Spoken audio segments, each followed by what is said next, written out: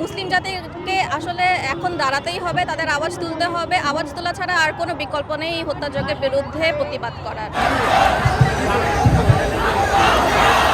বড় বড় পজিশনে যারা আছে, বোমা বারুদ তার আমরা মারতে পারি না, তারা মারবে। তেল ব্যবসা করতেছে আমেরিকার সাথে, এটার তীব্র নিন্দা জানাই। You people lost your humanity. You people lost your iman. If your iman was strong, you wouldn't be supporting an animal like this. মুসলিম বিশ্বে যারা বড় বড় সৌদি আরব, ওনাদের যেটা করতে পারে, ওনারা ট্রেডের ওপর বিভিন্ন রকম নিষেধাজ্ঞা করতে পারে। ডাইরেক্ট হয়তো যুদ্ধ করা সম্ভব না, কিন্তু ইনডাইরেক্টলি ধর অনেক কিছু ব্যান করতে পারে বা তাদের যে করতে পারে। তো এর মাধ্যমে ইসরায়েল বা আমেরিকার ওপর আপনার ওইভাবে চাপ সৃষ্টি করতে পারলে তাহলে প্যালেস্টাইন হয়তো মুক্ত হবে।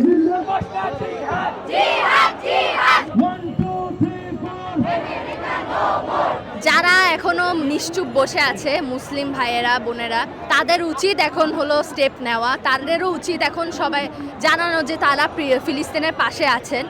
আমার মতে আমরা যখন নেমেছি, মুসলিম আর অন্য ধর্মীয়, এখন এটা আর মুসলিমের মতো নাই, এটা পুরো একটা জাতির উপর আসছে। পুরা ফিলিস্তিনকে উড়ায় ফেলছে। ওখানে শুধু যে মুসলিম ছিল ওইরকম না, যারা যারা দেখতেছে সবাই মানবতার দিক থেকে এগিয়ে আসা উচিত। এই রকম একটা হত্যাকাণ্ড কেউ আমাদের চোখের সামনে করতেছে আর আমরা হাতের উপর হাত বসে আছি। বড় বড় পজিশনে যারা আছে, বোমা বারুদ তার আমরা মারতে পারি না, তারা মারবে, কিন্তু তারাই হাতে হাত রেখে বসে আছে। উনাদের উচিত এখন সামনে এসে আমাদের দেখে এগিয়ে আসা। আমাদেরকে আওয়াজ তুলতেই হবে, আমাদেরকে আর চুপ থাকা যাবে না। যেভাবে শেষ কয়েকদিন গাজাতে আমরা দেখেছি, যেভাবে ধ্বংস, বোমার সাথে মানুষ পর্যন্ত আকাশে উড়ে যাচ্ছে, যেভাবে প্যারামেডিকদেরকে নৃশংসভাবে গুলি করে হত্যা করেছে, এটা দেখা সত্ত্বেও যে এটা একটা অ্যাম্বুলেন্স, এটার আসলে শব্দে ব্যাখ্যা করা পসিবল না। সো মুসলিম জাতিকে আসলে এখন দাঁড়াতেই হবে, তাদের আওয়াজ তুলতে হবে। আওয়াজ তোলা ছাড়া আর কোনো বিকল্প নেই হত্যাযজ্ঞের বিরুদ্ধে প্রতিবাদ করার।